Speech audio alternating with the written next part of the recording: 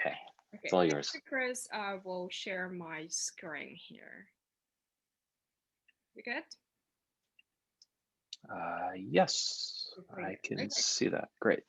okay.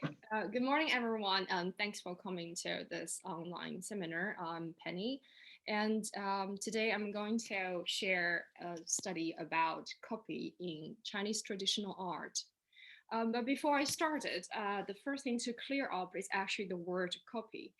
In the European art context, a copy normally means a faithful reproduction, whereas in the Chinese traditional art context, there's no single word that's equivalent to copy, but instead four different words to differentiate four different kinds of copy making. The first word is mo, which is can be translated as facsimile, which means it's a faithful reproduction. The aim of making a mo, a facsimile, is normally to transmit an image from the manuscript to the formal work, or to make a reproduction in order to preserve the fragile original. And the second kind is zao, which the word itself literally means invented. It's a kind of invented work assigned to the master's name, basically akin to our idea of forgery. And the third kind is Ling. Ling is a type of learning copy or study copy. This kind of copy is made based on close study of the original, but the outcome is not as identical to the original as facsimile. The fourth kind is fang, artistic imitation, which is the subject we're gonna discuss today. Fang painting or artistic imitation is a kind of work that pays tribute to the past masters. But the aim is to show the knowledge of and transformation of the original instead of deceiving the viewer. So we will find out in our talk the degree of resemblance between the copy and original in this case varies from case to case. And starting from the 15th century, fang or artistic imitation became a rather common practice for painters, especially scholar painters. To briefly give you an idea about scholar painters in China or in traditional China, is that these are a group of people who are educated elite. They were trained from young age primarily in Confucian canons and trained their capacity in compose prose, poems, and writing, and some of them taking painting as a hobby. But we have to keep in mind, political career in most of the cases are their primary goal or considered as their main responsibility as a scholar. But in some cases, for instance, in the foreign ruling periods, as Mongol Empire, Yuan, or the transitional period between Ming and the Manchurian power, Qing, the scholars' goal often cannot be achieved. And then they were either forced to or subjectively chosen to be living as more like a hermit, what they called. In fact, it's not as reclusive as it sounds like. They're just staying away from the political scene. Okay, so since many of those fang paintings, artistic imitation paintings, were made in a social context for a particular recipient, what we might ask is why in this case or in this specific context, one style is chosen, not the others. In other words, what is the social meaning of a style? And over the centuries, through the continuously changing uh, through the creative imitations, did those artistic imitation change the face of the original? And how did they change the face of the original? These are the two questions this presentation is going to explore. I believe by following one specific model as it is imitated over several centuries, we can reach a better understanding of these two questions. And of all the models, Ni Zan style is probably the most productive to consider. It is an art style established by 14th century scholar painter Ni Zan, and it was widely appreciated and imitated throughout the later centuries, actually until today. But this presentation will focus on the imitation of Ni Zan style in the 15th century to the 17th century. So who is Ni Zan? Here we see a portrait of Ni Zan, or at least a portrait we believe is Ni Zan, created in 1340s.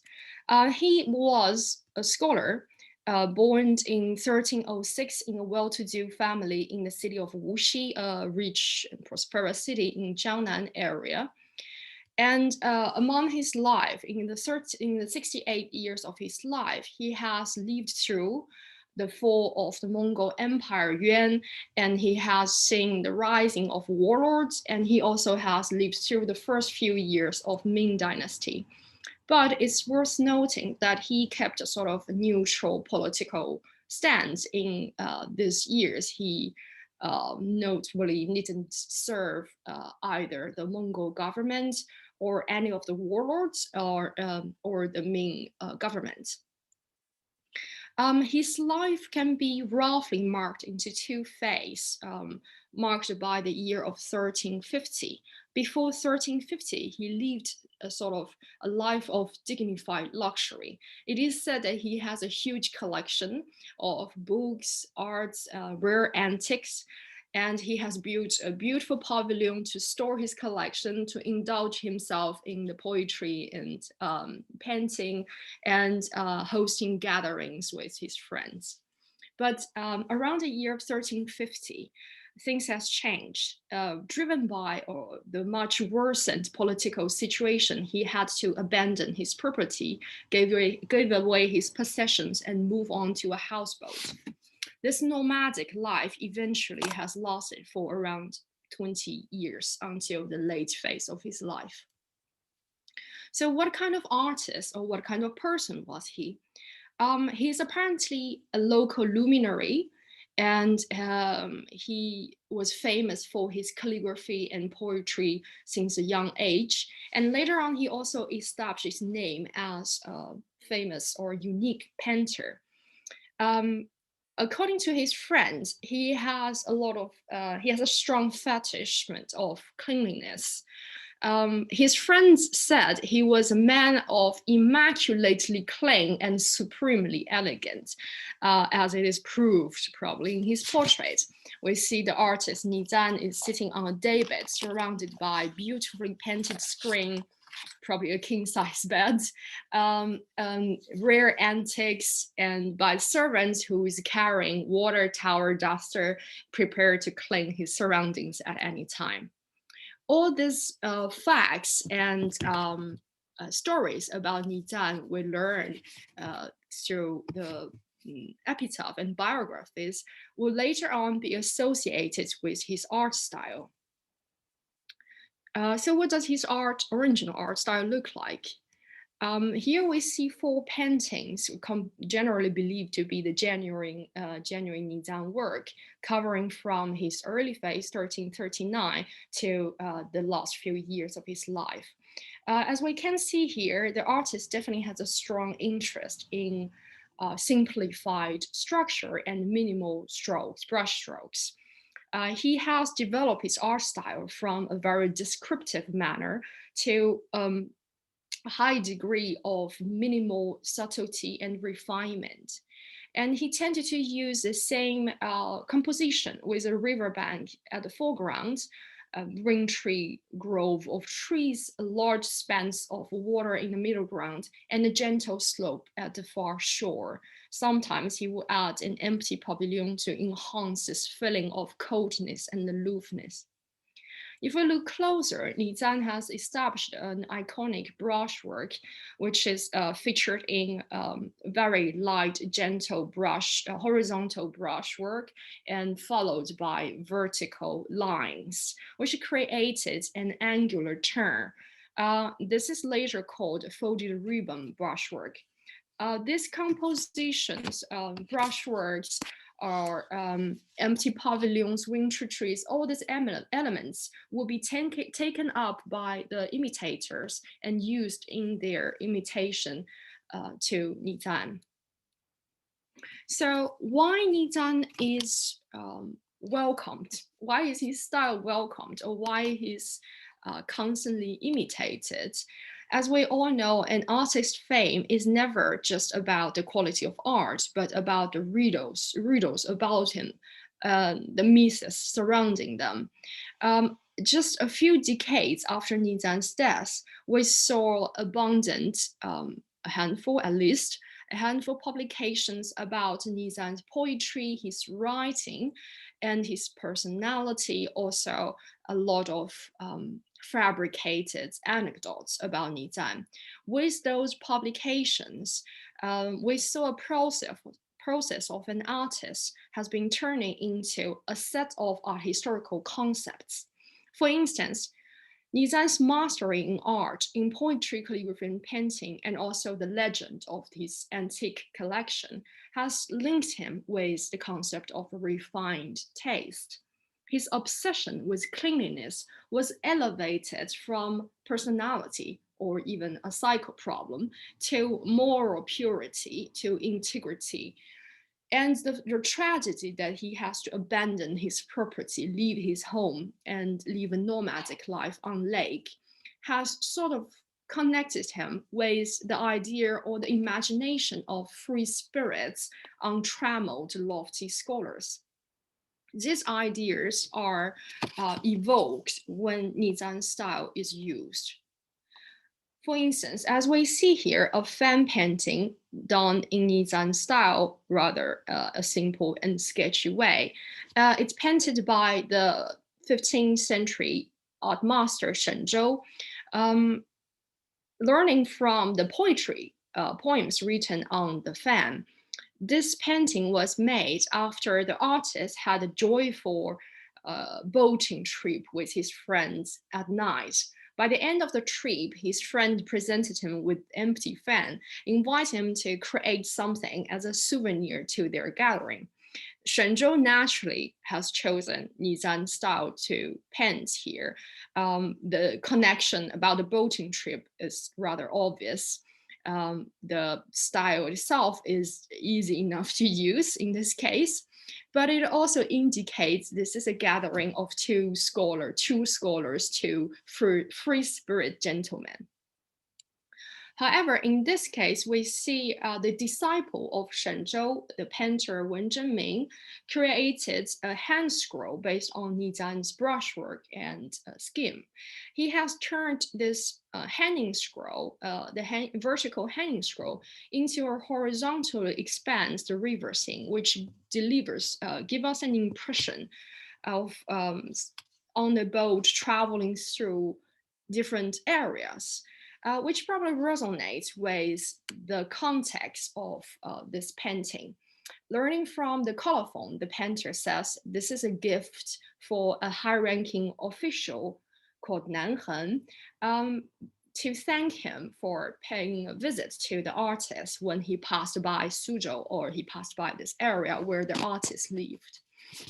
Well, Craig Clunas, in his monograph on Wen Zhenming, classified this work as an etiquette gift, since there's no previous or further records of those two gentlemen's exchanges. However, I would argue it is more than that, based on the fact of this very long addings to this hand scroll painting. By the end of this hand scroll painting, the artists have inscribed 16 poems attached with this painting. And by the end of those 16 poems, he wrote, I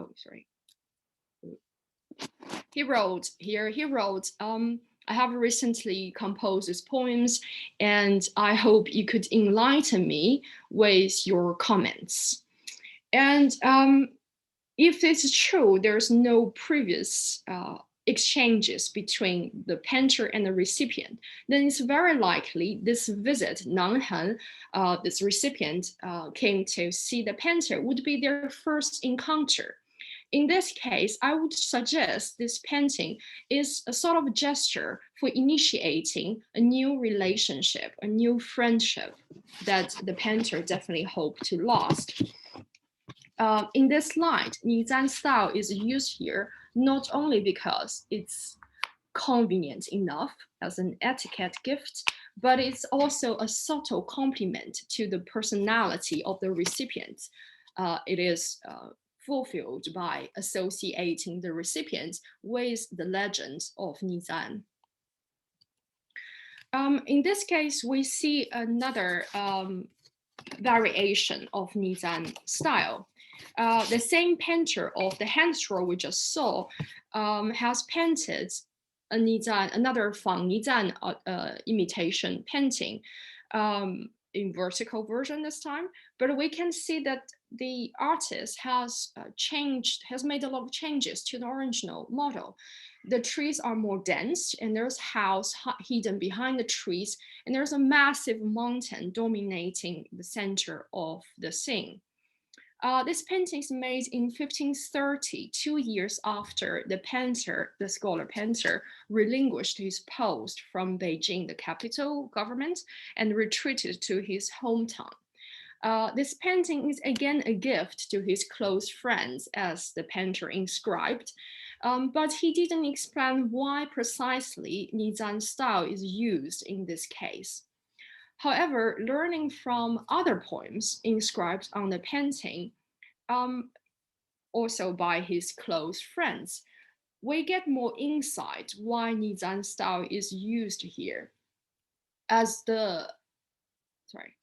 this poem points out, this poem is written by Chen Yi, the painter's closest friend in his time in Beijing, who actually has relinquished his post for more or less the same reasons a couple years after Wen Zhenming. In this poem, Chen Yi wrote, the painter has woken up from an unrealistic dream and determined to take a long path into the cloudy mountain. Obviously, the writer is the commentator wrote this point based on the observation of this painting as we're seeing it now, and also based on his compassion with the painter. Other poems written on this painting point out to the same direction that Ni Zan style is used here to express the painter's disappointment in the government thing and his determination of living as a hermit, stay away from his political career. Well, it's very likely neither of those commentators have communicated with the painter before they write their poems. And they don't need to, since Ni Zan's style used here was sufficient to express the painter's feeling and thoughts to his close circles. It is surprising how an art style can stroke a chord without one word being exchanged. However, so far what we're seeing are imitation paintings, more precisely, imitation to Ni Zan style paintings made by scholar painters from Jiangnan. This is the Jiangnan area. And most of the cases, apart from some exceptional, most of the cases, the recipients of those paintings are also from Jiangnan area. This idea is supported by the painter Shen Zhou's observation.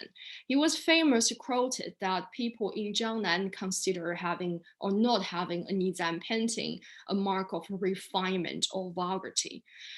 What I might ask is, what about elsewhere? What about, for instance, Beijing? What about the culture as the other culture center? If Ni Zan style is commonly agreed to be an embodiment of the scholar's ideal, what about the scholar officials in Beijing? However, it's interesting enough to see there is hardly any trace of either Ni Zan original or Ni Zan imitation is circulating in a Beijing cultural circle. The proof is found in Wang Fu's surviving work. So Wang Fu is a scholar painter active in late 14th to early 15th century. He's from Wuxi as Ni Zan himself.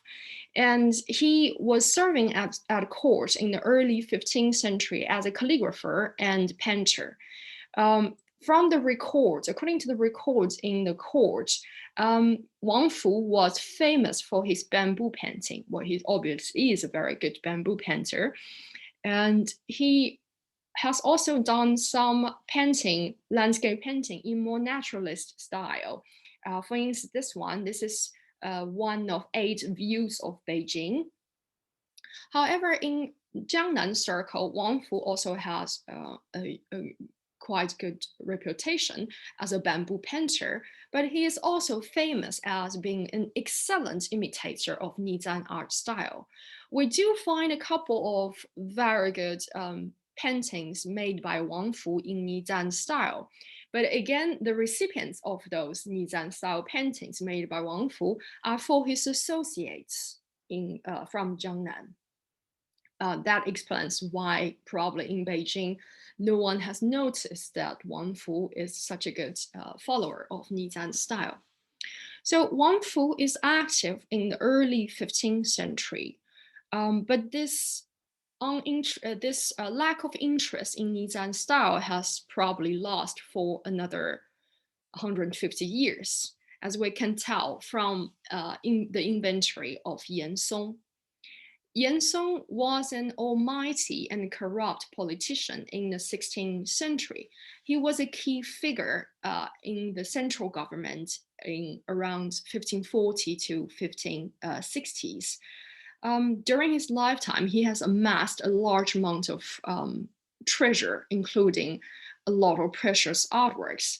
By the end of his lifetime, he fell out of grace and his property has been forfeited to the government. And therefore, an inventory was made of his belongings. And learning from his inventory list, he has in his collection around 200, a bit more than 200 calligraphy and paintings. Many of them are believed to be what we call an elegant bribery gift given to him to curry his favor. As we can see from the inventory list, out of 200 calligraphy and paintings in total, around 178 are made by Yuan Dynasty artists, famous ones or anonymous ones. For instance, he has 8 pieces of Zhao Mengfu, covering the theme of animal figures, landscape, 8 pieces about Gao Kegong, covering more subjects, and landscape of Shen Ma, Wu Zhen, Huang Gong Wan. And, but in this list, among this 178 Yuan Dynasty paintings, there's only one Ni Zan painting. And guessing from the name, it's not even Ni Zan's iconic landscape. So just contrast to what Shen Zhou just explained to us and how important, how much it values in Jiangnan, Ni Zan painting or Ni Zan art style in general cannot prove Yan Song's privilege and power to his circles in Beijing. However, the situation has been largely changed in the following century. In the mid-16th to 17th century, we saw the neighboring area, Anhui, neighboring area to Jiangnan, the nouveau riche collectors and the younger generations from this area start to take on the art standard established by the Jiangnan scholars. Thus, the collectors taken a Ni Zan painting as the most desirable object to acquire. And the painters consider Ni Zan the most ideal model to follow. And in addition to that, with the further development of printing technology, Ni Zan's story has been spread out faster and wider. Also, his painting has been reproduced in woodcut print format. All this has led to phenomenon, a sort of nationwide Ni Zan cult or Ni Zan mania. As a result to that, we see Ni Zan style in 16th, 17th century basically can be used to anything. He is turning from a scholar ideal to basically Andy Warhol.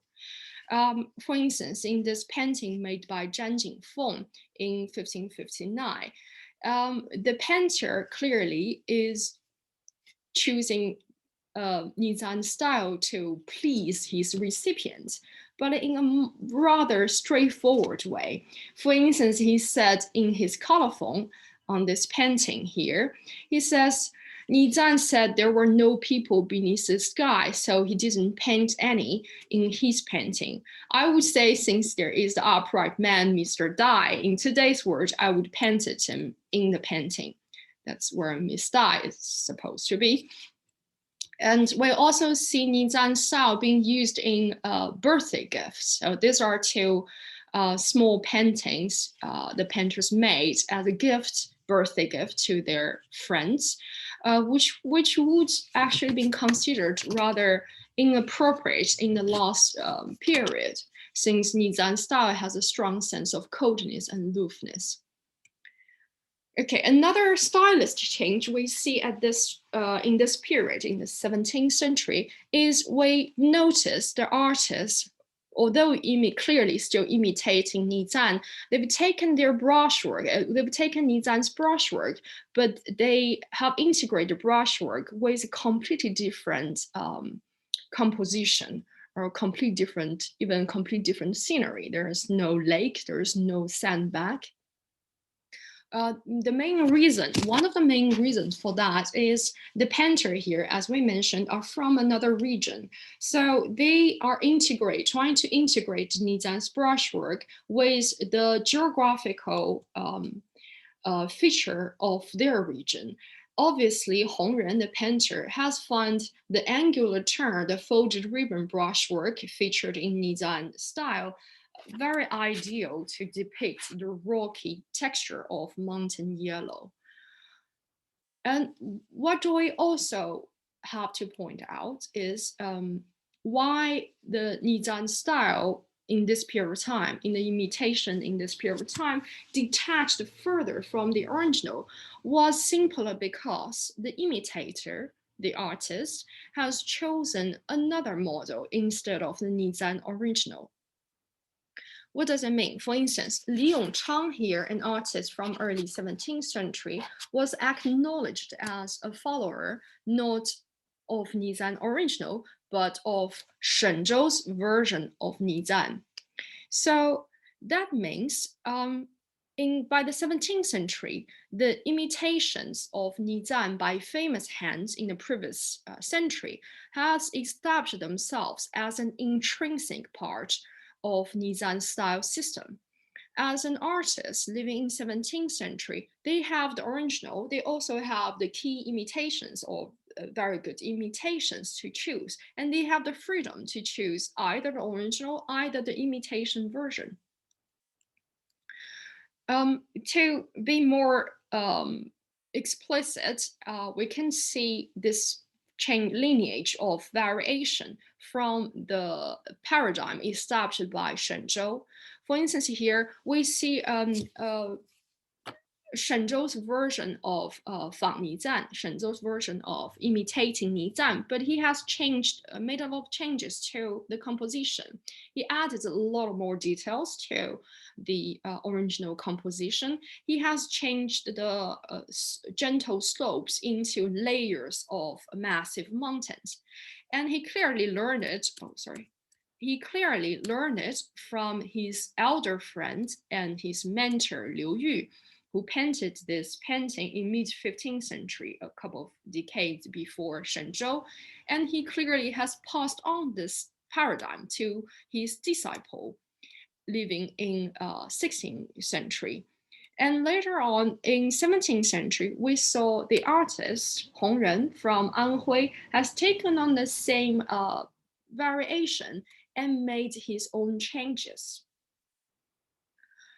But till now, so far, we're talking about elite artists. By saying they're elite artists means they have access to Ni Zan original, or at least they have access to the good imitations of Ni Zan original. So what about artists from elsewhere? What about artists of lesser background?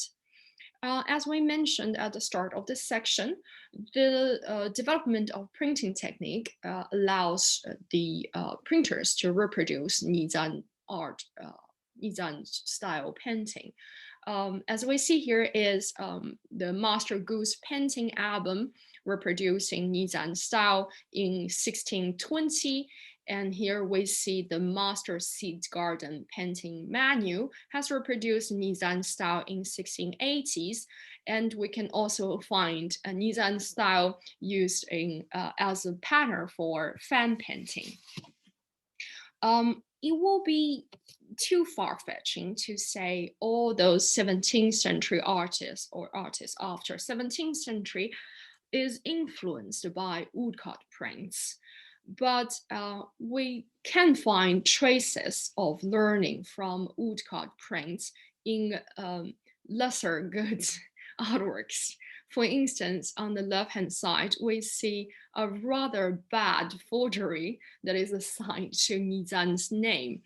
On the painter's way of depicting the gentle slopes, we could find the traces how he gained the idea of folded ribbon brushwork from the woodcut prints. And we will also see that the reproduction of Ni Zan style, thanks to the prints, has been taken to other countries. For instance, this Ni Zan style on fan painting was reproduced in 18th century in Japan. And the Japanese artist has taken this model from reproduction and repainted as ink painting in their own work in 18th century. From the start of the presentation, we saw the Ni Zan original created in 14th century, and we saw his close imitator in the subsequent decades. And the younger friend or student of Liu Yu, Shenzhou in the 15th century, and the student of Shenzhou in the 16th century, and later on the follower of the same lineage of art tradition in the 17th century. So on the surface, this lineage looks like a copy of copy of copy of copy, but different from what Walter Benjamin suggests, the endless copies diluted the aura of the original, we actually see a different framework here. Those imitators, those key imitators has bring in a new variation into the Ni Zan original art system.